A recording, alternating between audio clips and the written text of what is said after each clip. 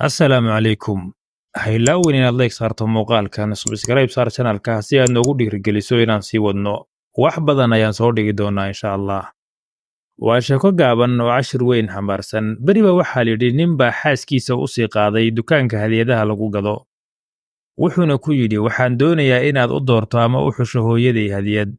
Waxay doonto ha ahaato, ha yaraato, ha weynaato ee adiga khiyaarkaaga.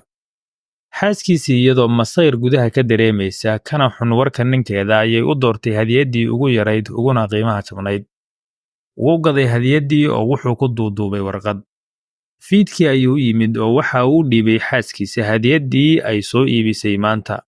Markaasuu ku yidhi waxaan jeclaystay inaad naftaada u iibiso hadiyad sidii aad hooyaday oola jeclaatay oo kale. Aad bay u niyad jabtay sababtoo ah haddii ay la jeclaan lahayd kuwa kale waxay la jeceshahay nafteeda, hadiyaddeeda ayaa noqon lahayd mid aad u qurux badan. Xikmadda aan ka baranayno sheekadan waa cidna weligaa ha xaasidin oo noqo qof khayr u rajeeya dadka kale. Waxaad noqon doontaa midka dadka ugu farxadda badane.